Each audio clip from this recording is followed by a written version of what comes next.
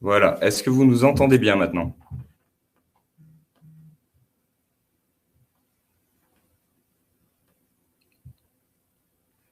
Bonjour à tous. Donc, vous nous avez bien rejoints sur le webinaire de la délégation à la sécurité routière et de Novéane.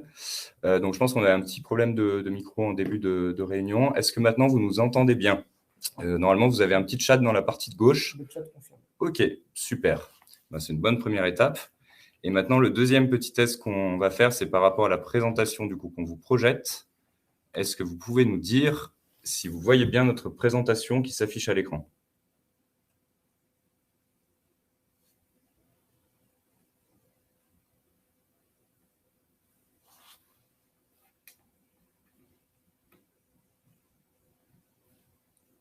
Donc c'est OK pour la présentation? Pas de réaction pour l'instant. Si quelqu'un peut confirmer dans le chat que la présentation est visible ou non. Ça nous... Et comme ça, ça nous permettra de démarrer. Il y a des réactions. C'est bon. C'est tout C'est bon. bon. Super. C'est visible. Il y a dû avoir un petit peu de décalage. Alors Guillaume, où est-ce qu'on en est des participants? Alors, je vois des gens qui sont connectés. Je vois 10 personnes en ligne. D'accord, ça marche. Bon, ce qu'on va faire, c'est qu'on va attendre une petite minute, histoire d'attendre que peut-être d'autres participants nous rejoignent et puissent commencer avec nous. Et puis, du coup, ça nous permettra de débuter.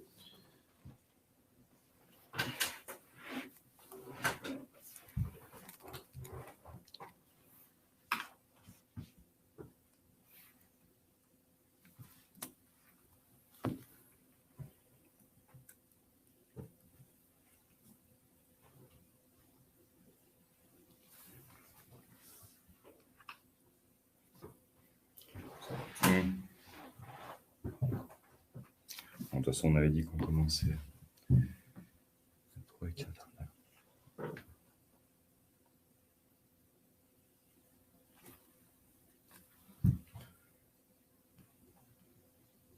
Bon, je pense qu'on va pouvoir démarrer. Oui. Et puis, s'il y a d'autres participants, ils nous rejoindront du coup en cours de route. Du coup, bonjour à tous. C'est un plaisir d'être avec vous aujourd'hui, du coup, pour animer ce webinaire. Donc, le webinaire co-animé du coup par Novéane, notre structure, et Frédéric Gillode, donc qui représente la délégation à la sécurité routière. Et le sujet du coup qui va nous occuper plus particulièrement aujourd'hui, il s'articule autour d'une question, comment piloter, suivre et outiller le déploiement d'une plateforme numérique d'envergure. Et on va partir du coup de l'exemple concret de la délégation à la sécurité routière, donc qui travaille sur la mise en place d'une plateforme numérique qui s'appelle Rendez-vous Permis. Voilà pour le sujet.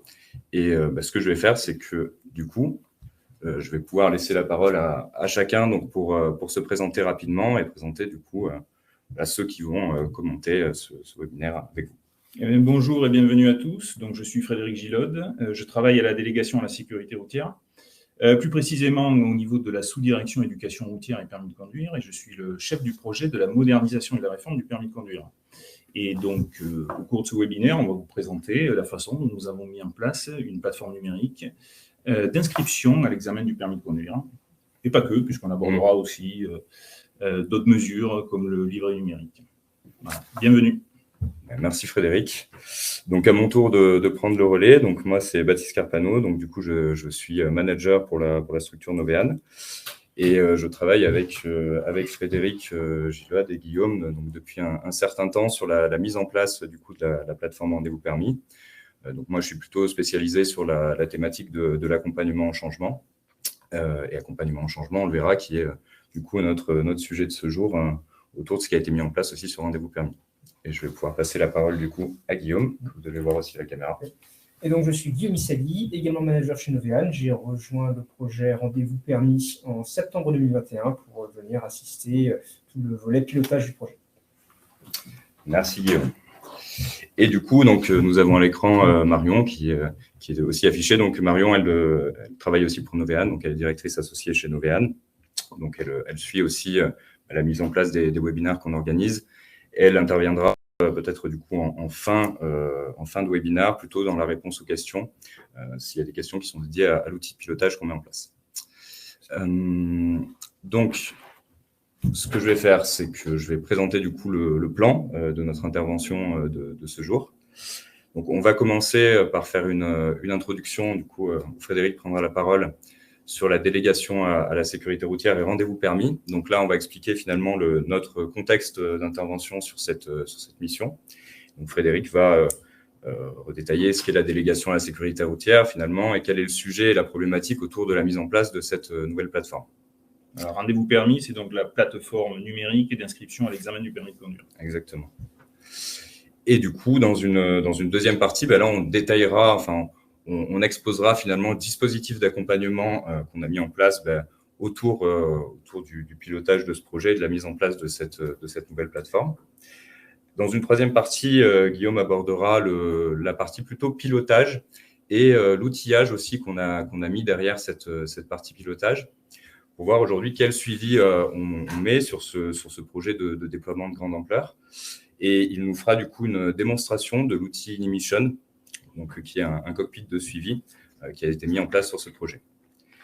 Et enfin, dans une quatrième partie, on fera du coup collectivement un retour d'expérience sur les challenges qu'on a eu à relever sur ce projet, qu'on a toujours à relever, les bonnes pratiques qu'on a pu mettre en place en termes d'accompagnement et ce qu'on identifie comme étant des facteurs clés de succès par rapport à ce projet en ce moment. Voilà, on vous présentera tous les challenges qu'on avait à relever dans un milieu très concurrentiel au niveau de l'auto-école, les bonnes pratiques sur les retours d'expérience qu'on peut vous communiquer et ce qui sont pour nous les facteurs clés du succès du déploiement qu'on a mis en place sur cette plateforme Rendez-vous Permis. C'est ça, tout à fait. Et ce que je vous précise aussi, c'est que du coup, on aura en fin d'intervention donc une partie questions-réponses. Donc, n'hésitez pas au fil de la présentation, si vous avez des interrogations sur certains sujets, à en faire part et du coup à poser votre question dans le chat qui est à droite de l'écran. Et on reviendra du coup sur vos différentes interrogations en fin d'intervention pour pouvoir y répondre. Donc voilà pour l'articulation de notre présentation de ce jour. Et on va du coup démarrer par la partie qui concerne du coup la délégation à la sécurité routière et le contexte autour de la mise en place de la plateforme Rendez-vous Permis. Et donc là, je vais laisser du coup la parole à Frédéric pour nous exposer cette partie-là. Alors, Frédéric, la première question peut-être qu'on peut te poser, c'est est-ce que tu peux nous en dire un peu plus pour que tout le monde soit au fait de ce qu'est aujourd'hui la délégation à la sécurité routière et son organisation, ses missions, etc. Bien sûr. Alors, le cœur de métier, la raison d'être de la délégation à la sécurité routière, c'est bien entendu d'établir et de mettre en œuvre une politique de sécurité routière afin de réduire le nombre d'accidents sur la route.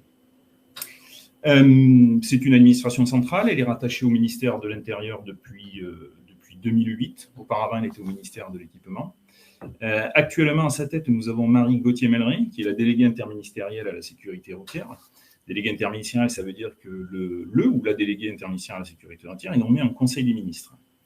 Alors, la délégation à la sécurité routière n'a pas pour seule et unique vocation que de réduire le nombre d'accidents de la route, même si c'est évidemment sa raison d'être. Elle a d'autres missions, plusieurs missions, dont une que vous connaissez, c'est le code de la route. Alors, pas le code de la route que vous passez, même si elle s'en occupe aussi dans les salles des auto-écoles ou chez les opérateurs agréés, ou même pour certains qui l'ont passé dans les salles de l'État autrefois. Mais c'est bien la réglementation du code de la route, telle qu'on la trouve dans le DALOS. L'éducation routière. Alors, l'éducation routière, c'est ce qui nous concerne aujourd'hui, puisque l'éducation routière, la mission de la délégation, c'est de définir les règles, les conditions d'organisation des examens du permis de conduire, ainsi que toutes les dispositions relatives à l'enseignement de la conduite.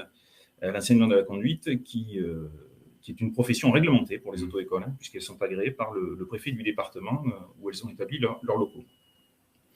La sécurité routière, c'est aussi, la délégation à la sécurité routière, c'est aussi l'animation du réseau de sécurité routière au plan national comme au plan départemental. C'est évidemment tout le département de communication, c'est-à-dire toutes les campagnes que vous pouvez voir qui passent à la télé, qui passent via affiche, toutes les campagnes de sensibilisation. D'ailleurs, je vous conseille la dernière campagne qui a été réalisée par Fred Testo, qui est vraiment très bien faite. C'est aussi toutes les études. On a un organisme national interministériel de la sécurité routière qui réalise toutes les études sur les accidents de la route, les facteurs de risque. Nous avons aussi, au sein de la délégation à la sécurité routière, le département du contrôle automatisé, c'est-à-dire les radars, les fameux radars. C'est chez nous. Et nous avons deux gros ici. Un qui est le système national du permis de conduire, là où sont placés les 40 millions de personnes qui possèdent un permis de conduire. Et on a aussi le système d'immatriculation des véhicules. Donc, deux gros systèmes d'information. Voilà à peu près ce qu'on peut dire sur la délégation à la sécurité routière, sur ses missions et son cœur de métier. Ok. Bah, écoute, merci Frédéric pour cette description complète. Là, maintenant, on va essayer d'aborder finalement ce qui nous amène un peu au sujet du jour, qui est la mise en place de Rendez-vous Permis, du coup, qui est une nouvelle plateforme d'inscription aux examens du permis de conduire. Du coup, je pense que c'est important aussi pour ceux qui nous écoutent de faire un petit focus sur ce qu'est le permis de conduire aujourd'hui, ce que ça représente en termes numéraires, en termes d'enjeux, en termes de problématiques, ce qui permettra de comprendre aussi l'intérêt de ce qu'on est en train de mettre en place sur Rendez-vous Permis. Ouais, alors l'examen du permis de conduire, c'est environ 1,5 million d'examens pour la catégorie B, c'est-à-dire pour conduire une voiture, qui sont réalisés chaque année, avec à peu près 800 à 900 000 nouveaux candidats chaque année qui rentrent dans le système. Mais en termes d'examen, c'est plus que ça, parce que si on prend tous les examens, les théoriques et les pratiques, on frise les 4 millions d'examens par an. Donc voilà, vraiment une grosse activité. C'est le premier examen de France. Voilà. Traverse les classes sociales. Qui traverse les classes sociales, qui est un sésame parfois indispensable pour, pas seulement un accès à la mobilité, mais pour un accès à l'emploi. Donc il y a vraiment des enjeux sociétaux de sécurité, d'autonomie, de mobilité qui sont très forts pour l'accès à l'emploi. Chez les jeunes de 18 ans, un des premiers besoins exprimés, c'est l'accès au permis de conduire, c'est d'avoir un véhicule. Alors bien entendu, si on est dans Paris avec tout le réseau de transport qu'on connaît, métro, bus, tram, ce besoin se fait un peu moins sentir. Mais vous avez pour l'essentiel des jeunes qui sont dans les départements de province une obligation presque de détenir un permis de conduire pour se déplacer, soit pour faire ses études, soit pour accéder à son premier emploi. Alors, on a des problématiques de délai et de coût. Alors, les problématiques de coût, on sait que la formation au permis de conduire, pas l'examen lui-même, parce que l'examen lui-même est gratuit. C'est un service public, ce sont des fonctionnaires d'État qui réalisent les examens. Mais on est sur un coût qui va varier aux alentours de 1 500 € en moyenne. Et alors, en fonction des départements, vous allez avoir des écarts. On va dire que dans les départements où la formation est la moins chère, on doit être aux alentours de 1 200, 1 300 € et on peut monter dans certains départements jusqu'à 1 700, 1 800 € de coût du permis. Donc, c'est un vrai enjeu économique pour des jeunes qui n'ont pas forcément les moyens d'y accéder, même si il y a pas mal d'aides qui sont mises en place pour permettre à tous d'accéder à cette mobilité. Alors, quand on parle de permis de conduire, de l'examen du permis de conduire, il faut savoir qu'on a, au niveau de l'État, 1 500 personnes à peu près réparties sur le territoire, hors administration centrale, bien sûr, qui sont des agents de l'État, qui sont là pour planifier, pour organiser les examens du permis de conduire. Sur ces 1 500 personnes, nous avons des délégués à l'éducation routière. Un délégué à l'éducation routière, c'est le patron des examens du permis de conduire dans le département. Nous avons des services de répartition. Un répartiteur, c'est celui qui va avoir pour tâche de répartir les examens entre les différentes catégories, parce qu'il n'y a pas que le permis B, il y a le permis moto, il y a le permis poids lourd, et de les répartir entre les différents centres d'examen. Parce que nous avons environ 1 200 inspecteurs qui œuvrent sur près de 950 centres d'examen sur tout le territoire. Nous avons actuellement, suite au confinement, pendant 2 mois, nous n'avons pas eu d'activité. Évidemment, un stock de candidats s'est créé. Ce stock de candidats qui rentre maintenant dans les cohortes des examinés aujourd'hui, plus un recours au compte personnel de formation qui a été possible pour le permis de conduire, fait qu'on a une hausse des inscriptions de près de 15% en 2021. Et cette hausse de près de 15% entraîne forcément une augmentation des délais, soit pour passer une première fois, soit pour se représenter en cas d'échec. Et donc, le travail des délégués, le travail aussi que nous faisons, que nous avons fait avec Baptiste, avec Guillaume, c'est d'être en mesure de fournir à ces agents de l'État, et donc derrière aux auto-écoles et évidemment à tous les usagers pour lesquels on travaille, c'est-à-dire à tous les candidats à l'examen, une offre d'examen qui est nécessairement étalée dans le temps, puisqu'elle est limitée par le nombre d'inspecteurs qui travaillent, c'est-à-dire les 1200. Mais nous, ce que nous souhaitons vraiment, c'est optimiser cette ressource. Voilà, on sait que c'est une ressource qui est en tension, puisqu'on a une demande qui est supérieure à notre offre du fait des événements que je viens de relater. Et nous, on doit vraiment mettre en place un système qui permette de fluidifier l'accès à la place d'examen, qui permette d'optimiser notre ressource place d'examen. Merci Frédéric pour toutes ces précisions sur du coup l'examen du permis de conduire en tant que tel et ce que ça représente aujourd'hui. Et du coup, ça nous amène à la troisième partie, qui est finalement presque un peu la problématique du sujet rendez-vous permis, ou en tout cas là, ce qui est intéressant du coup, c'est de détailler quelle méthode finalement était utilisée jusqu'ici pour l'attribution des places d'examen du permis de conduire, et en quoi finalement rendez-vous permis est une nouvelle méthode et finalement répond peut-être à des problématiques aussi qui étaient présentes jusqu'ici avec cette méthode nationale d'attribution. Alors, la méthode nationale d'attribution, c'est une méthode qui, si elle a connu quelques variantes, est en place depuis 1984. Cette méthode d'attribution qu'on est venu supprimer dans les départements où on a installé cette nouvelle plateforme numérique, cette méthode d'attribution, elle était basée en fait sur l'activité passée d'une école de conduite pour lui attribuer des places sur la période à venir. C'est-à-dire qu'on attribue un quota de places mensuel à chaque auto-école en fonction de la moyenne des places qu'elle a obtenues sur les 12 derniers mois, et ça en glissant au fil de l'eau chaque mois. Les limites de cette méthode, c'est qu'au fil du temps, elle a créé une sorte de numerus clausus, c'est-à-dire qu'on a des acteurs historiques qui ont toujours été là et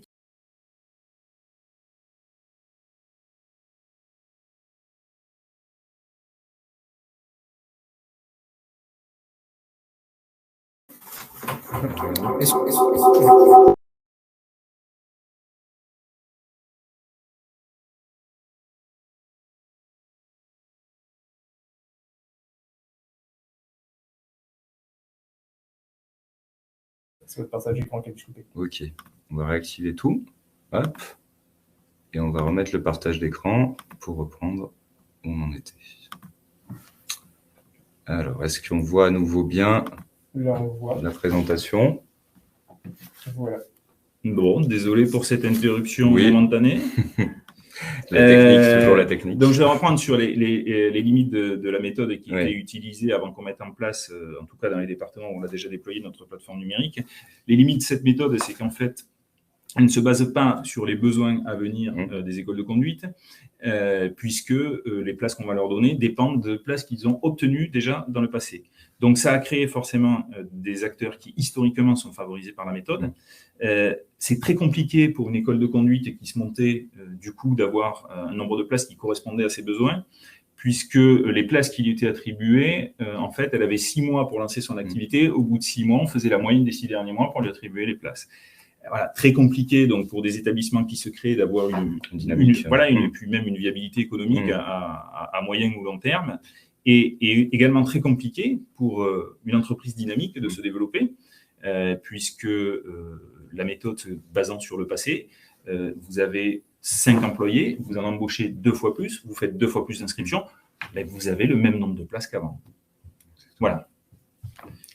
Et alors, quand on parle de méthode nationale d'attribution des places, il faut savoir que sur le secteur des auto-écoles, il y a, vous avez dû entendre parler, il y a des auto-écoles en ligne, c'est-à-dire des auto-écoles qui ont obtenu un agrément, mais qui offrent une proposition de formation dans tous les départements de France, enfin principalement dans les départements plutôt urbains, voilà, exactement, Paris, Lyon, Marseille.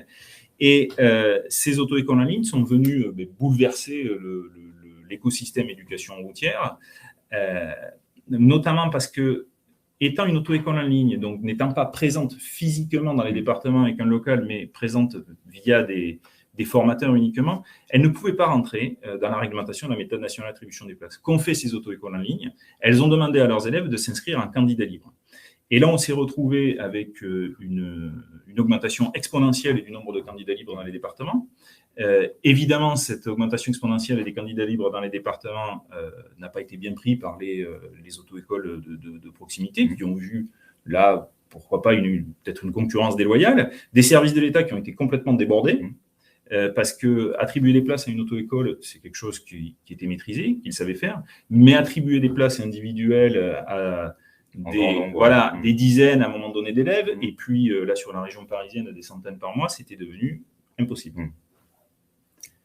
Voilà, le point qu'on peut faire sur la méthode nationale d'attribution des places et l'état du secteur des auto-écoles quand nous sommes arrivés avec la plateforme qu'on va développer. Exactement, donc ça nous a permis de faire un tour aussi de la problématique, effectivement, et auquel a succédé du coup Rendez-vous Permis dans sa mise en place.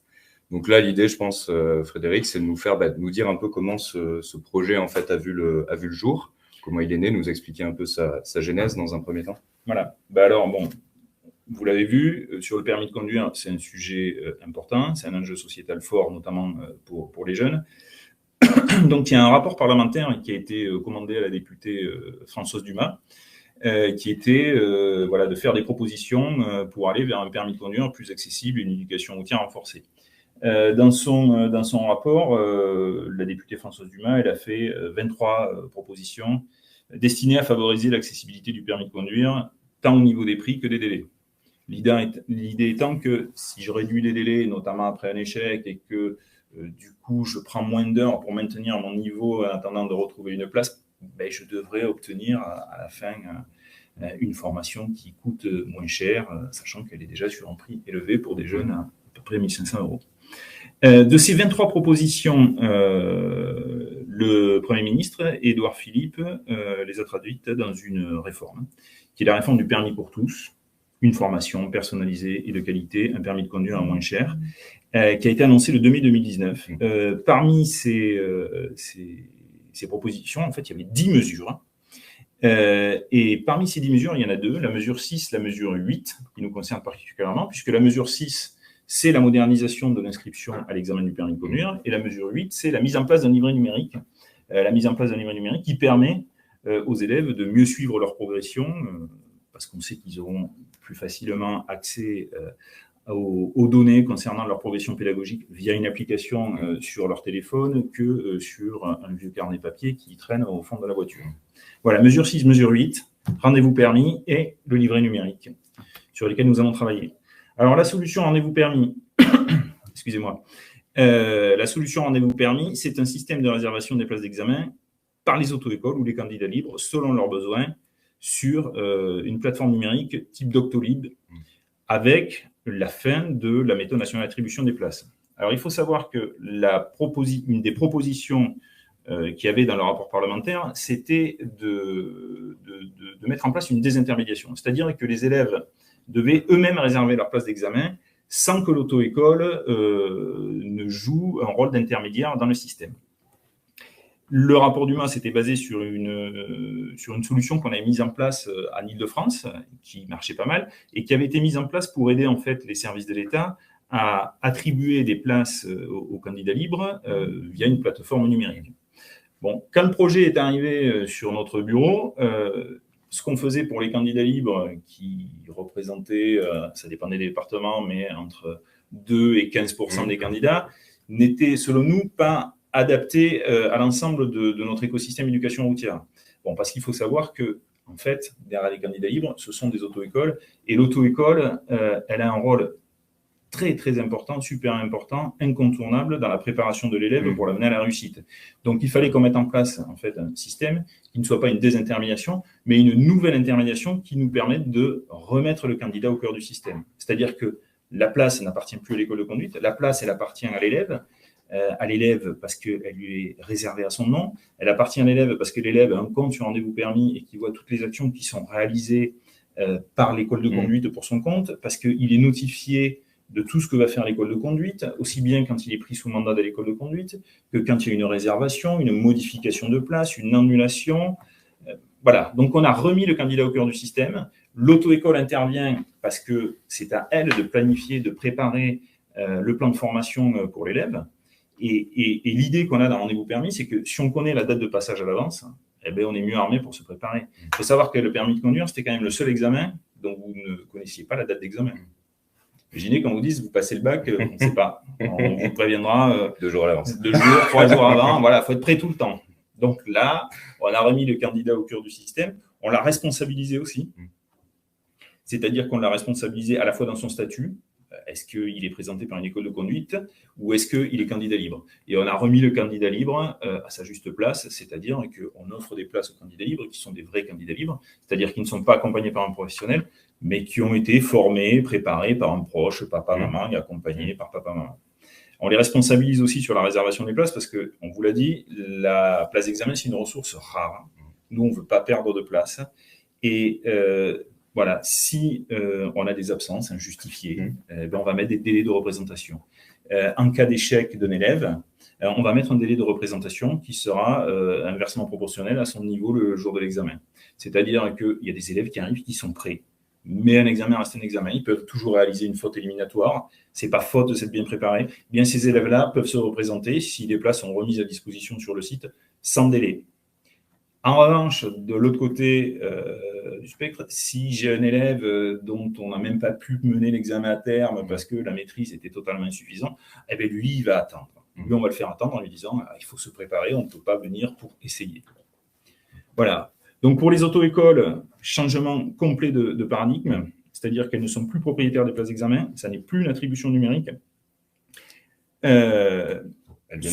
Voilà, c'est ça. Elles viennent réserver pour le compte de leurs élèves et elles n'ont pas d'autre limite qu'une régulation qu'on met en place sur les besoins à venir par rapport à leur nombre de formateurs. C'est-à-dire qu'on a mis en place un système de régulation qui consiste pour les auto-écoles à déclarer les formateurs qu'elles emploient. Et évidemment, plus j'ai de formateurs, plus j'ai un volume de places important à réserver. Et donc, ça nous a permis de répondre à la problématique des auto-écoles qui se développaient rapidement, des auto-écoles qui se créaient. Voilà, vous êtes une école de conduite, vous avez 4 formateurs, un lycée ouvre à côté de chez vous, vous faites 2 fois plus d'inscriptions, vous embauchez 4 formateurs de plus, automatiquement, votre capacité à réserver pour vos élèves double. On a mis ça en place et on a voulu remettre aussi en place des règles de concurrence loyale pour que tous les acteurs, de la petite auto-école à la très grosse auto-école en ligne, aient les mêmes règles et les mêmes droits et devoirs dans l'utilisation de l'application.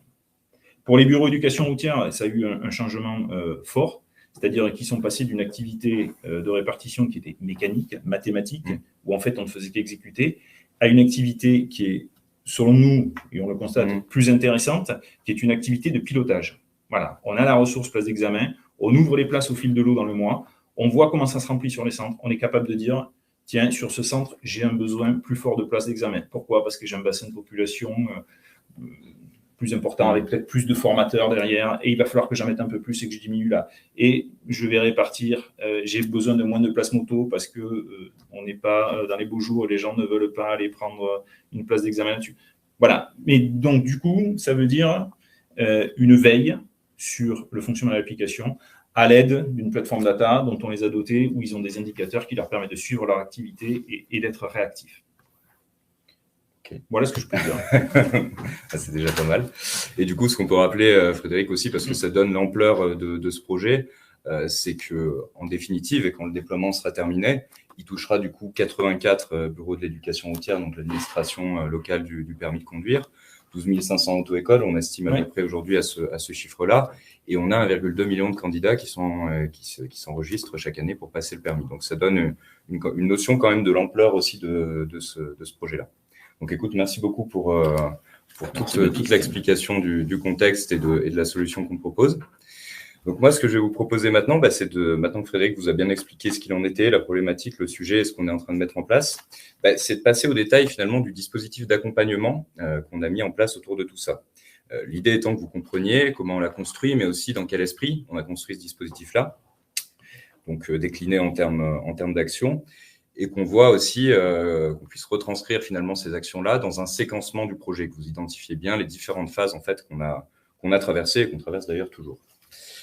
Donc, je vais commencer en préambule peut-être sur cette slide du coup qui concerne le dispositif d'accompagnement qu'on a proposé, par dire que notre vision de la conduite du changement, c'est pas des préceptes définis qui s'appliquent dans tous les cas.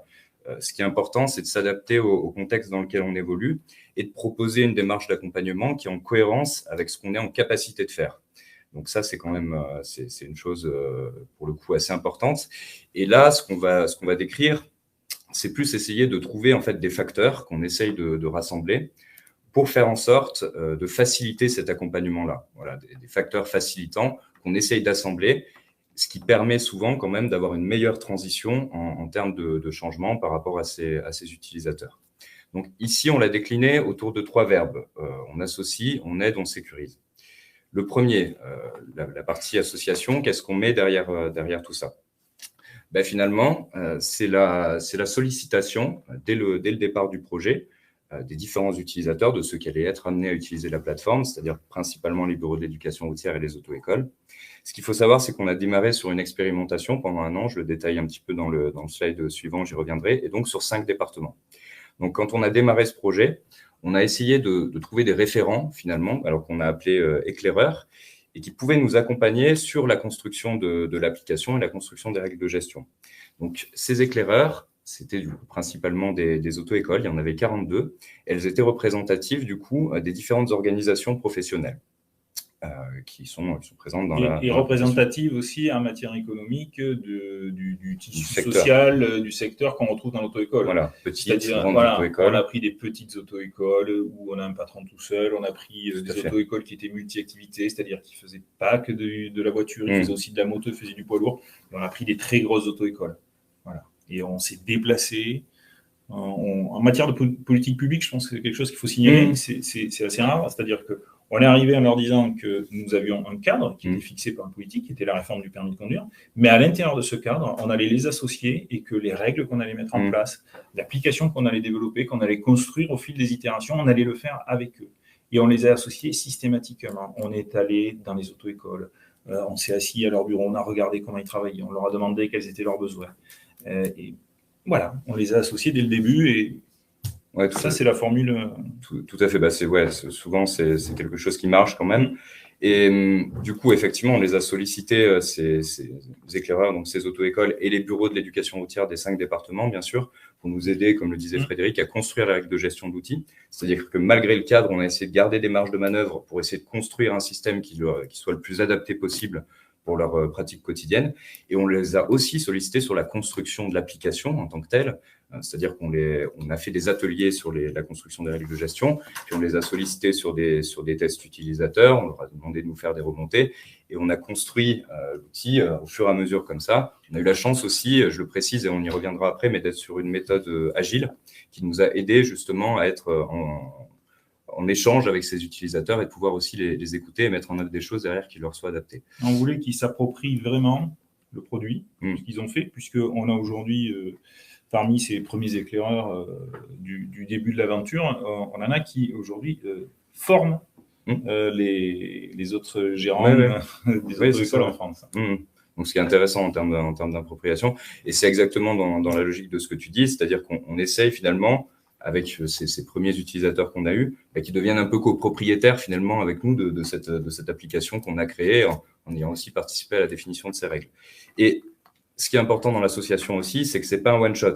C'est pas on sollicite au départ du projet, puis après on arrête. Tout au long du projet, on a maintenu ces échanges-là de manière plus ou moins intense en fonction des phases du projet, mais on a continué à maintenir ce dialogue avec une comitologie, avec des ateliers récurrents, avec des réunions, etc. Donc on est resté en constante relation avec nos utilisateurs. Ça, c'est le premier bloc de l'association. Ensuite, on a le bloc on aide. On aide, c'est on essaye de se poser en soutien, finalement, des utilisateurs par rapport à la transition qu'ils sont en train de vivre. Un des premiers éléments qui est important, c'est de construire un plan de déploiement qui est adapté. Qu'est-ce que c'est qu'un plan de déploiement ? Si on a un but, c'est de généraliser un outil et comment on y parvient. Donc, on peut le faire de différentes manières. On peut faire un découpage, un déploiement par zone géographique, par fonctionnalité. Là, vous verrez dans ce que je développe un petit peu après, c'est qu'on a plutôt opté pour le mode zone géographique.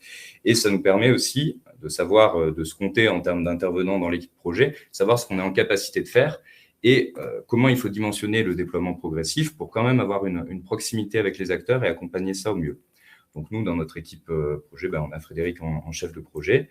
Et derrière, du coup, on est 6 à travailler, donc qui se décompose entre un support utilisateur, des intervenants vraiment sur la partie conduite du changement, formation, support, et Guillaume aussi qui intervient sur le pilotage et qui prendra la parole tout à l'heure. Donc voilà aujourd'hui ce qu'est notre dispositif. Donc la deuxième partie après la construction du plan de déploiement, c'est l'élaboration de toute la base documentaire en fait qui permet aussi de soutenir les acteurs. Donc la base documentaire, elle a été très large, on a fait beaucoup de supports de communication, beaucoup de documents de formation, de guides utilisateurs, des vidéos tutoriels aussi pour essayer de changer les supports et que tout le monde s'y retrouve. Et derrière tout ça, c'est aussi le sujet de la faire évoluer au fil du temps parce que l'application continuait à évoluer. On a aussi travaillé sur des formations en direct, en présentiel. On s'est déplacé, on a rencontré les utilisateurs. Et l'idée des formations, c'était aussi de les rencontrer une première fois et de continuer ensuite à les suivre tout au long du projet. Donc, c'était ça qui était aussi intéressant. Ensuite, la partie importante dans l'aide, c'est qu'on a fait le choix, du coup. Alors, c'est souvent quelque chose qui est parfois un petit peu dévalorisé. C'est dommage parce que c'est vraiment une composante très, très importante en termes de conduite du changement. C'est qu'on a mis en place un support utilisateur, donc un support métier quotidien, pour pouvoir justement accompagner au mieux ces bureaux de l'éducation routière. Et ce qu'il faut préciser aussi, c'est que ces bureaux de l'éducation routière, on les a formés sur un système de relais. C'est-à-dire qu'on ne pouvait pas former toutes les auto-écoles de France, on n'a pas l'équipe pour. Donc, on a formé des bureaux d'éducation routière qui, derrière, eux, ont formé leurs auto-écoles. Donc, c'est vraiment de les utiliser comme un pivot, un rôle un peu central aussi dans ce dispositif et qui s'approprie encore mieux un peu tout ça. Et donc, ce support, il leur est directement dédié. Donc, ça permet d'analyser les dysfonctionnements, les remontées sur la plateforme, etc. Et puis de prendre le pouls du terrain quotidiennement, d'identifier s'il y a des problèmes dans certaines zones, de nous les remonter, qu'on puisse mettre un plan d'action en place derrière. Donc ce support utilisateur prend toute sa part dans la démarche. Et là, Baptiste, tu as raison, c'est super important parce que quand on parle il faut parler de deux chiffres, de l'échelle qu'il y a, c'est que c'est quand même 13 000 auto-écoles, 40 000 formateurs sur le territoire. Donc, voilà, il était absolument indispensable qu'on se crée les bons relais pour les formations, pour faire passer le message et pour évangéliser justement tous ces professionnels de l'éducation routière. Ouais, totalement. Et la partie sécurisation, là, effectivement, on va retrouver des notions de pilotage, de veille, d'organisation, comment on donne l'autonomie aussi progressivement aux acteurs. Donc, on a essayé de consolider nos vagues de déploiement successives, du coup, en rendant de plus en plus autonomes les acteurs et puis en essayant de faire en sorte que les nouveaux fonctionnements, finalement, deviennent une sorte de norme aussi pour eux et que ça soit de plus en plus facile à appréhender. On a essayé de mettre en place des retours d'expérience aussi pour s'améliorer, nous, dans notre démarche d'accompagnement au changement. On a défini des indicateurs, mais ça, je vais pas faire trop long là-dessus parce que Guillaume a une bonne partie, du coup, sur la partie pilotage, donc il reviendra là-dessus. Et ce qui est important aussi sur la partie sécurisation, c'est petit à petit, toutes les actions qu'on gère, nous, en tant qu'équipe projet, que les relais qu'on a identifiés puissent le gérer et devenir de plus en plus autonomes et prennent en main directement aussi tout ce qui a trait en fait à ce projet. Donc voilà pour les différents facteurs qu'on a essayé de rassembler pour réussir ce dispositif d'accompagnement. Et maintenant, je vais passer du coup rapidement sur quel est le séquencement autour de ce projet. Sur ce projet, je vous ai dit, on a démarré par une expérimentation en juillet 2019. Donc, il y a trois phases. Il y a la phase de préparation de l'expérimentation, la phase d'expérimentation en tant que telle, et la généralisation de la plateforme à tout le territoire national qui est en cours. La préparation de l'expérimentation, elle a commencé du coup en juillet 2019. On fait une première réunion de lancement sur ces 5 départements du coup expérimentateurs. Et derrière, on a créé le réseau d'éclaireurs dont je vous parlais. On s'est réunis avec ces auto-écoles, ces bureaux d'éducation routière. On a construit les règles de gestion ensemble de l'application. Puis on a construit l'application aussi, puisqu'on partait au départ d'une feuille blanche là-dessus. Donc ça a duré du coup de juillet 2019 à février 2020 à peu près. Et puis, on a eu l'expérimentation en tant que telle, c'est-à-dire qu'on a mis en production la plateforme Rendez-vous Permis sur ces 5 départements.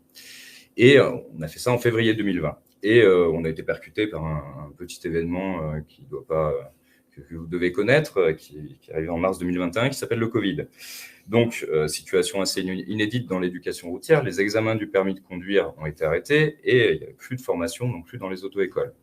Donc, du coup, on a profité de cette phase finalement de Covid pour essayer de continuer à améliorer l'application. Donc, on a gardé des contacts très fréquents avec nos utilisateurs qui, du coup, étaient assez disponibles pendant cette période-là pour travailler avec nous, donc ça tombait bien.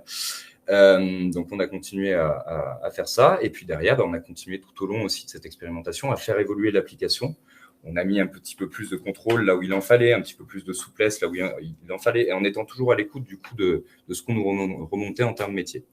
Et à la fin de cette expérimentation, on a eu du coup une évaluation externe par un cabinet indépendant qui allait voir les différents acteurs, auto-école, bureau de l'éducation routière et candidats, pour valider avec eux que l'appropriation se passait bien et que tout était OK pour généraliser.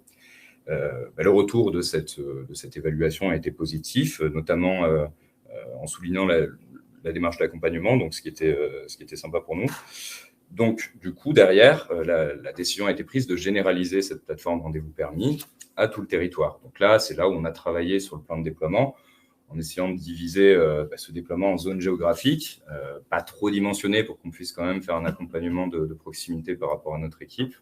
On a essayé de mettre en place un processus type sur chaque vague de déploiement pour être bien conscient de toutes les actions qu'on devait mettre en œuvre et essayer aussi, nous, d'être rodés sur nos propres processus. Donc, on essaye de décliner cette démarche à chaque vague de déploiement. Une vague de déploiement, c'est en gros le premier mois en forme, on ouvre les accès. Le deuxième mois, donc les bureaux d'éducation routière publient les places d'examen et les auto-écoles les réservent. Et le troisième mois, on est vraiment sur le basculement total sur la méthode. Donc, c'est quelque chose d'organisé qu'on réplique, mais on essaye quand même à chaque fois d'avoir des retours d'expérience pour s'améliorer. Je pense notamment aux formations qu'on a un peu rallongées parce qu'au départ, on s'était rendu compte qu'on avait été un petit peu juste en termes de timing. On a recomposé aussi l'articulation entre théorie et pratique dans certaines formations. Donc, on essaye à chaque déploiement de s'améliorer. Et ce qu'on peut préciser, c'est que l'application évolue tout le temps. C'est-à-dire qu'on a des mises en production tous les 15 jours, puisqu'on est sur une méthode agile. Et donc, en formation, on a toujours quelque chose à rajouter. Et c'est vrai qu'on est sur un process d'amélioration continue. Et à chaque fois, on se fait un retour d'expérience de ce qui a bien marché, moins bien marché, sur le séquençage qu'on a mis en place. Et du coup, on fait évoluer nos formations et on voit que plus on avance, plus on fait des formations approfondies Tout à fait. Et ciblées sur les attentes les plus importantes des nouveaux utilisateurs. C'est ça. Et donc aujourd'hui, on en est à 56 départements du coup de déployer. On évalue à peu près à 50% du déploiement au niveau France. Et je vais m'arrêter là parce qu'on a été très bavard sur cette première partie. Et du coup, je vais laisser la parole à mon cher collègue Guillaume Sali. Passe-moi le bras. Ok. Oui. Après. Ouais. Et donc, merci. On va passer sur la partie du pilotage. Puisque Baptiste et Frédéric vous ont expliqué jusqu'ici qu'on était sur un projet d'ampleur qui revoyait en profondeur l'existant, et l'existant, c'est un sujet central pour l'administration qui s'en occupe, c'est-à-dire la DSR. Donc, tout ça, c'est des impacts différents pour des catégories d'acteurs différents, et un projet à suivre sur une phase séquencée sur des mois et des mois, et donc il faut suivre, une activité à suivre à plusieurs niveaux. Alors lesquels on en avait identifié 3. Les bureaux de l'éducation routière qui sont les acteurs terrain, la direction de projet, donc c'est-à-dire Frédéric et en quelque sorte le reste de l'équipe qui gère le projet à l'administration centrale, et la direction de la DSR, donc la déléguée interministérielle et ses adjoints, les directeurs, etc., au sein de l'administration à Paris. Ces acteurs ont des besoins différents. Les BER sont les utilisateurs de l'application. Ils passent dans une activité de pilotage, comme l'a dit Frédéric. Donc, ils ne se contentent plus de répartir des places et de régler des problèmes, mais ils ont aussi des stratégies à adopter. Ils vont avoir des remontées, des sujets, des auto-écoles qui leur demandent des choses, qui vont dire voilà, moi, je n'ai pas eu mon quota de place, ou je suspecte que tel autre utilise des robots de réservation, je ne sais pas. Il faut qu'ils aient des outils pour pouvoir suivre ça. En parallèle, ils ont aussi le besoin de remonter et d'obtenir des informations de la part de l'administration centrale. Pour leur dire, voilà, moi j'ai un problème dans mon département, ou pour savoir, par exemple, quand est-ce que tel sujet va être résolu, quelles sont les prochaines évolutions réglementaires, les prochaines évolutions de l'application. Donc ça, c'est les BER. Au niveau de la direction de projet, donc là, il s'agit de l'équipe qui est responsable de la mise en place de rendez-vous permis et de ses évolutions. Il y a besoin de connaître la situation dans chaque département, c'est-à-dire qu'on déploie. Donc ça, à la rigueur, on pourrait se dire on est en relation avec les BER des départements qui sont dans la vague actuelle de déploiement. Mais en fait, on a aussi besoin de savoir comment les choses se passent dans le déploiement des vagues antérieures, puisque rendez-vous permis continue d'y fonctionner, qu'il y a des sujets inédits qui peuvent s'y produire. En fin de compte, tout ça fait partie du dispositif de passage du permis de conduire en France, qui est géré désormais par rendez-vous permis. Donc, il faut aussi un moyen de le suivre. Et là encore, il y a le besoin miroir de celui des BER, qui est de redescendre des informations ou d'en remonter. Et puis enfin, vient la direction de la DSR, qui est dans une situation un peu différente. Rendez-vous permis, c'est un des cœurs de son activité, donc puisque c'est le passage de l'examen du permis de conduire, mais en même temps, elle n'est pas engagée, elle n'a pas vocation à s'engager à un niveau opérationnel sur le sujet. Donc, il lui faut s'assurer que le projet se passe bien, avoir une remontée des alertes ou autre, pouvoir savoir où ça en est, sans pour autant être intégré dans le travail opérationnel. Donc, partant de là, on a identifié 2 axes de travail qui permettaient d'informer et d'outiller les acteurs en conséquence. La première, c'est la comitologie de projet. Entre les BER et la direction de projet, on a mis en place des points de suivi hebdomadaires à un rythme, on va dire, assez soutenu, puisque c'est des réunions qui se tiennent toutes les semaines, entre, d'un côté, soit les BER de la vague en cours, soit les BER des vagues où rendez-vous permis a déjà été déployé, et l'équipe projet. Ce sont des réunions qui durent 1 à 2 heures, donc ça veut dire qu'en moyenne, en semaine, on est à échanger avec eux 3 à 4 heures sur l'ensemble des sujets qui peuvent concerner de leur rendez-vous permis. C'est un suivi assez proche, très proche même, mais qui prend du temps, mais qui, comme l'ont dit Frédéric et Baptiste, en fait, était vraiment important pour pouvoir construire ensemble, hiérarchiser les besoins, identifier les problèmes, les remonter, mettre les bonnes personnes en contact avec les bons acteurs, etc. Donc, premier point, les points de suivi avec le terrain. Ensuite, interne à la DSR, comme sur n'importe quel projet d'ampleur, il fallait intégrer rendez-vous permis dans la comitologie, dans la gouvernance de l'administration en général. Donc, il n'y a pas de comité stratégique spécifique à rendez-vous permis, mais il a été intégré comme un sujet parmi d'autres dans les comités stratégiques bimestriels qui se tiennent au sein de la DSR et où ces COSTRAT permettent d'arbitrer sur les sujets de haut niveau, le budget, les jalons, les grandes alertes, etc. Et en plus de ça, pour maintenir l'esprit décrit par Baptiste dans la phase de déploiement, on a mis en place des comités de lancement et de suivi à chaque vague de déploiement. Donc, quand une vague commence, quand une vague se termine. Ça fait en moyenne un comité tous les 2 mois. Et concrètement, ça consiste en la déléguée qui vient avec la direction de projet dans les territoires qui sont concernés dans une des villes, des départements concernés. Les BER viennent également, les organisations professionnelles viennent également, et il y a une réunion en début pour présenter le projet, recueillir les éventuelles inquiétudes, répondre aux questions, et un deuxième à la fin pour faire un REX, et que la direction de la DSR puisse avoir directement des retours du terrain et une connaissance. C'est quelque chose qui, en fait, s'est avéré assez important, parce que du côté de la direction, ça lui permet de voir que ça se passe bien concrètement, qu'est-ce que disent et ressentent les acteurs, et sans lui prendre trop de temps par ailleurs, parce que c'est 2 déplacements tous les 2 mois. Et en parallèle, ça fait que les BER et les auto-écoles ont vraiment la sensation que c'est pas quelque chose qui a été décidé dans une tour à Paris et qu'on balance pas ça sur le terrain, mais qu'on vient quand même voir ce qui se passe, on les écoute, on construit avec eux. C'est quelque chose qui nous a été remonté souvent à ces occasions, pendant ces déplacements, pendant les formations, c'est-à-dire que ils ont le sentiment d'être accompagnés et comme on dit Baptiste et Frédéric, comme ils ont le sentiment de construire l'outil avec nous, ils sont impliqués dans la suite. Donc ça, c'est la partie comitologie. Et en parallèle, il y a la partie outils pour répondre à leurs besoins spécifiques. Pour les BER, la direction de projet, on va vraiment être sur des sujets à la maille micro. Comme j'ai mentionné, par exemple, une auto-école va dire voilà, moi j'ai pas de place avec votre nouveau système, ça marche pas, c'est pas bien. Et il faut que le BER ou la direction de projet puisse aller voir, constater sur des outils, est-ce que c'est vrai? Est-ce que cette auto-école a bien un nombre de places raisonnable par rapport au nombre de formateurs ou pas? Est-ce qu'elle est au-dessus de la moyenne, en dessous? Ça nous permet d'identifier aussi des comportements abusifs, de gens qui essaient de contourner les règles de gestion. Voilà, ça c'est un outil qu'on a mis en place à partir de la technologie Tableau et qui permet un suivi vraiment très fin à la maille place d'examen ou auto-école par auto-école. Et en parallèle, il y a un outil qu'on a bâti cette fois sous l'outil InMission et qui est à destination de la direction de projet et la direction de la DSR et qui permet d'avoir une vision globale, c'est un cockpit de pilotage du déploiement et des situations locales à la maille macro. Donc là, je vais vous faire une démonstration brève pour vous montrer à quoi ça ressemble concrètement. Voilà. Là, vous devez avoir une mise en abîme. Hop. Et là, vous devriez voir, voilà. Là, normalement, vous avez la page d'accueil d'Inimission qui s'affiche à l'écran de l'outil qu'on a construit par ADSR. Et pour expliquer brièvement de quoi il s'agit, on a cherché à construire un outil qui permettrait à la direction ADSR d'avoir les informations dont elle avait besoin pour savoir si ou non ça se passait bien, là où il y avait à agir, les sujets qu'il y avait à prendre.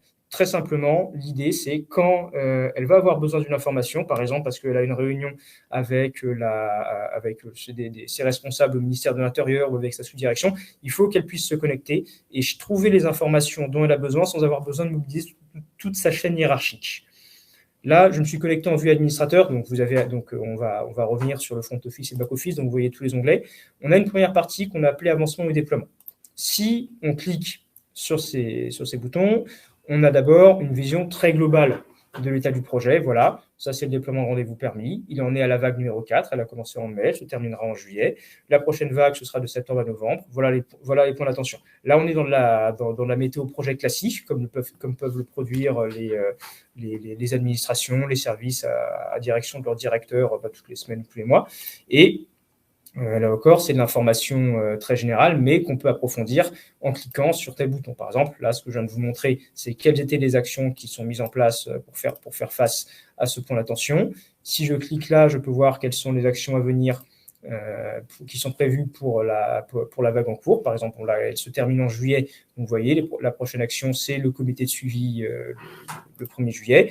Là, il y a un bouton pareil pour identifier quelles sont les prochaines fonctionnalités majeures. On reste avec les dates, les échéances, le statut, développé ou pas, on reste à un niveau macro, mais compréhensible.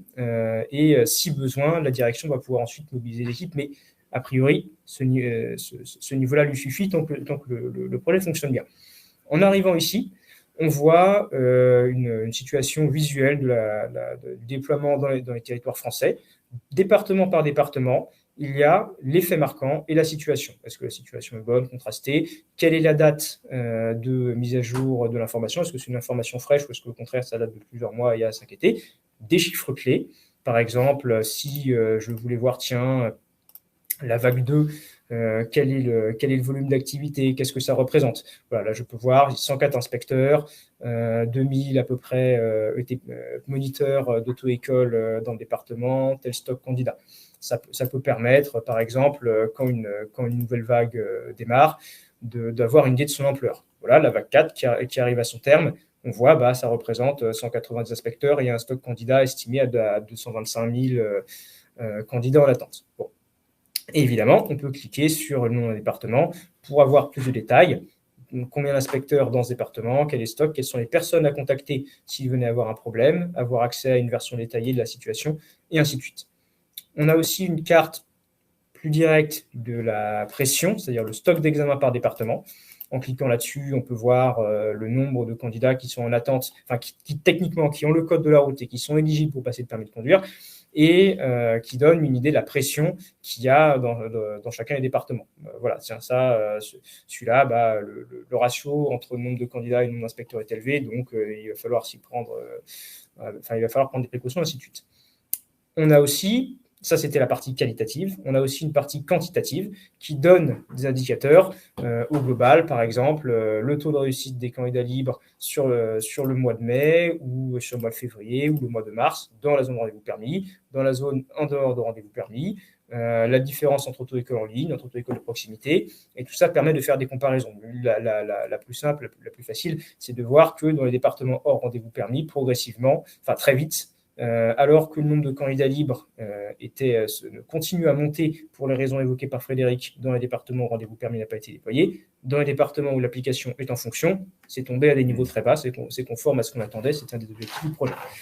Voilà, on a aussi un niveau micro, département par département. Encore une fois, s'il y a besoin de faire un zoom, là on est en mai, on est en 1, il y a l'historique, les données départements, on peut revenir sur d'autres mois. Et il y a aussi la question du dimensionnement de l'équipe projet, qui est avoir une idée de la charge et notamment du support. Ici, on a mis des indicateurs visuels, on est vraiment dans la visualisation de données plus classique, où on peut voir, voilà, ça c'est la pression, enfin le nombre de tickets ouverts depuis le début de l'année, ou au cours du mois, ou au cours de la semaine, ainsi de suite. quelles sont leurs catégories, quel est leur degré de criticité, quels sont le nombre de tickets. Voilà, ça c'est de la visualisation, mais qui permet de voir quelle est la pression sur les équipes. Et donc, au niveau d'une direction, c'est très pratique pour avoir une idée du dimensionnement. Là, je passe, je vais pas vous faire tous les indicateurs pour pas traîner. Je vais juste brièvement revenir sur la manière dont est alimenté cet outil. Là, pour la partie support, c'est quelque chose qu'on a développé à partir de cet outil. Avant, on traçait on rentrait dans un fichier Excel tous les tickets qui étaient ouverts, on faisait des statistiques à partir de ça. Là, notre équipe support se connecte directement à cet outil et crée des tickets dans lesquels elle rentre tout ce qu'on pourrait attendre, le numéro de ticket, le responsable, le sujet, la sous-catégorie. Et tout ça va alimenter ensuite la page que vous avez vue juste avant avec la visualisation. Et pour les autres parties, soit on est sur du qualitatif qu'on récupère et qu'on rentre à la main. Là, par exemple, la carte de France et les faits marquants, c'est ce qu'on obtient dans les points hebdomadaires que je vous ai évoqués précédemment. C'est-à-dire, on voit les bureaux de l'éducation routière, ils nous font des retours sur la situation de leur département, on les inscrit là-dedans. Et puis enfin, pour tout ce qui est les indicateurs statistiques nationaux, on va être dans de l'importation de fichiers Excel, c'est-à-dire il y a des cockpits de pilotage, il y a des plateformes de données à la délégation à la sécurité routière, on extrait des fichiers Excel, on les rentre dans cette application qui ensuite fait à son tour les calculs. Donc voilà, je m'arrête là pour ne pas traîner, mais évidemment, si vous avez des questions, n'hésitez pas à les poser. Et je rends la main. Merci beaucoup Guillaume. Alors, est-ce que tu peux reconfirmer? Oui, ça va, je pense qu'on le voit bien du coup à l'écran. Bon, Frédéric, un défi si tu l'acceptes. On essaye de faire un retour d'expérience et essayer de trouver retranscrire les challenges, les bonnes pratiques et les facteurs clés de succès en 3 minutes. 3 minutes. Sur les challenges à relever, le premier challenge à relever, c'est qu'on est arrivé dans un milieu, l'auto-école, avec une méthode en place depuis une trentaine d'années, avec des acteurs historiques favorisés. Et le premier des challenges, c'était d'arriver à faire évoluer les mentalités, embarquer tout le monde là-dessus. Et c'est ce qu'on a réussi, puisque les organisations professionnelles adhèrent à la méthode et la soutiennent. Donc, ce qui n'était pas facile, surtout quand on est sur un secteur où, on l'a dit, il y avait des acteurs historiques et quelque part une forme de numerus clausus qui s'était installée. Une méthode vieille de 30 ans aussi a changé, des habitudes. Ça, c'était le premier des challenges à relever, d'arriver à embarquer tout le monde, et quelle que soit sa taille, petite auto-école, grosse auto-école, beaucoup de formateurs, peu de formateurs. Bon, voilà. Challenge à relever, on l'a dit, on a eu la crise Covid. Voilà, 2 mois d'arrêt, une très forte tension sur les places d'examen. Alors, arriver avec une application qui distribue des places d'examen quand on n'a pas de production de places d'examen, c'est comme un supermarché dont les rayons sont vides, c'est pas facile. Et c'est là qu'il a fallu être particulièrement attentif en termes de communication, d'accompagnement, de communiquer en permanence avec tous nos relais sur le terrain qui pouvaient relayer ensuite à leurs collègues que voilà, tout était fait, tout était mis en œuvre parce qu'on est un service public et qu'on avait chevillé en nous la volonté de rendre le plus grand service à tous dans le sens de l'intérêt général. On a des contraintes sur la feuille de route, vous savez ce que c'est, on a un budget, on a une capacité à faire, on a des équipes de développeurs et on arrive à relever ce challenge parce qu'on associe justement, on l'a dit, nos utilisateurs, alors pas à tout dans la priorisation, mais on leur montre ce qu'on est capable de faire, à quel délai on est capable de le livrer et on leur demande qu'est-ce qui est le plus pressé pour vous, qu'est-ce qui est le plus urgent à voir. Voilà. Tout à fait. Ce qu'on peut dire aussi, forcément, il y a un enjeu de passage à l'échelle dans ce qu'on est en train de faire. On a commencé avec 5 départements. Aujourd'hui, on en a 56. À la fin de ce dispositif, on aura l'ensemble des départements. Donc forcément, l'enjeu, ça a été aussi de faire évoluer nos manières de faire, de mettre en place de nouveaux outils pour continuer à être dans la proximité, mais pour qu'on gère ça de manière un petit peu plus industrialisée. Dans les bonnes pratiques, créer de la proximité, on en a pas mal parlé. Ce que je relèverais plutôt, c'est assurer un lien effectivement entre les équipes de développement et le métier. C'est toujours un rôle de traducteur. L'important, c'est que les équipes de développement comprennent bien les besoins du métier pour bien le mettre en œuvre dans la construction de la plateforme, mais aussi que les acteurs métiers, comme les bureaux de l'éducation routière, comprennent qu'il y a des impératifs de budget, que faire des développements, ça prend du temps. Donc, c'est essayer de développer une double empathie finalement des 2 côtés. Ce qu'on a fait d'ailleurs pour que justement les équipes de développeurs appréhendent bien les besoins, c'est que quand on se déplace, on prend une partie de l'équipe. On n'y va pas que Baptiste, Guillaume, moi et un ou deux autres, on prend une partie de l'équipe pour que justement, il rencontre les personnes pour qui il travaille et que justement les personnes pour qui il travaille, les utilisateurs, les connaissent et quelque part, il se crée un esprit de communauté, un esprit d'équipe qui fait que ça fonctionne. Tout à fait. Donc voilà ce qu'on peut dire sur les bonnes pratiques. Le reste, on en a un petit peu parlé déjà avec le fait de faire des checklists d'actions sur les vagues de déploiement, des retours d'expérience réguliers, etc. Ça, on l'a abordé. Pour en arriver aux facteurs clés de succès, ce que nous, on identifie en tout cas en tant que tel, effectivement, la dynamique de travail inclusive, ça aussi, on en a beaucoup parlé tout au long de la démarche et pas seulement au démarrage. Être en soutien des relais métiers conformes, en l'occurrence les bureaux de l'éducation routière, donc leur apporter un appui quand eux doivent aussi faire face du coup à leurs auto-écoles et expliquer le système à leurs auto-écoles. La démarche agile, forcément, c'est ce qui nous a permis de faire évoluer l'outil au fur et à mesure des retours utilisateurs et de les impliquer. Je pense que ça aurait été très difficile avec une autre méthodologie.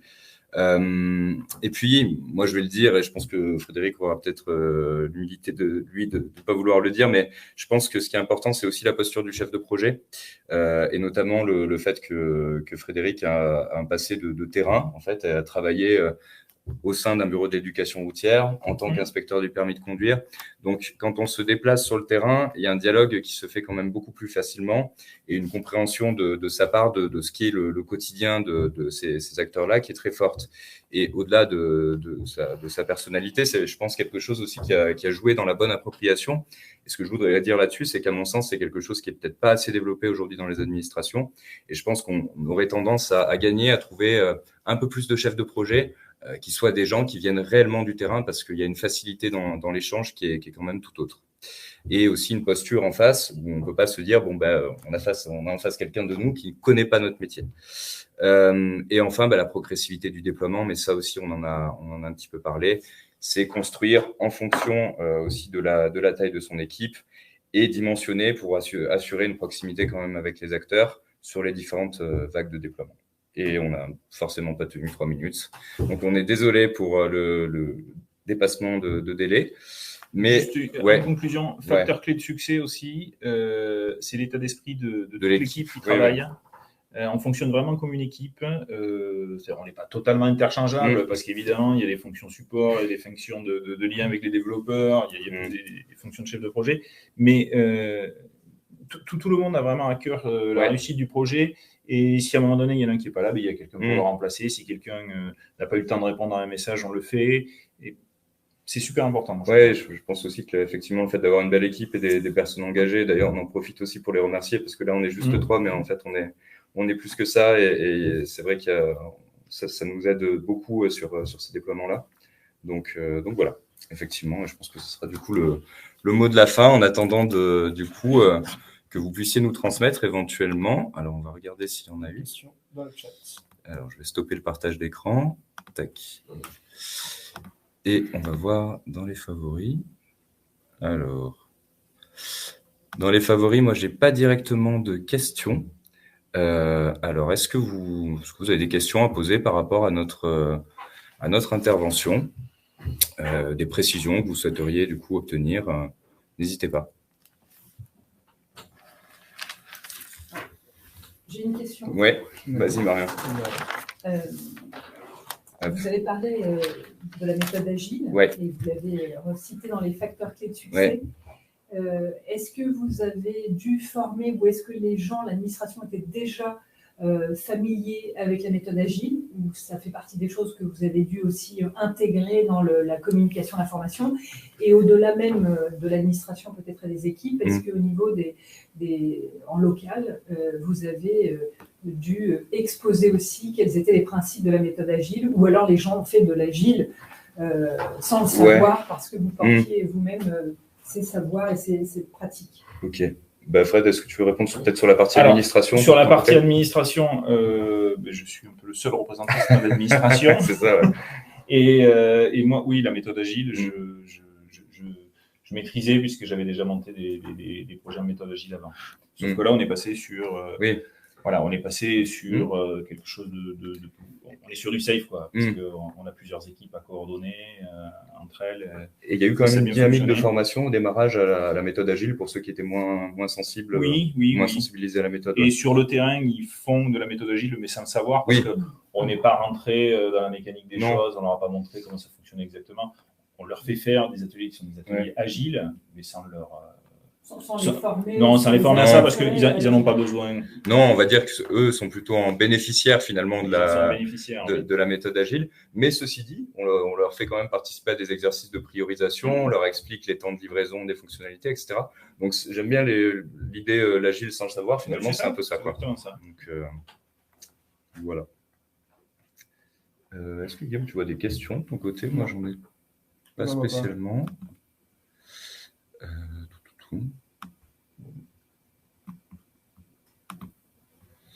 Ok. Bon, bah, écoutez, merci. On espère avoir été clair le plus possible et que cette présentation du coup vous a intéressé, vous a plu, et on vous remercie du coup d'y avoir assisté.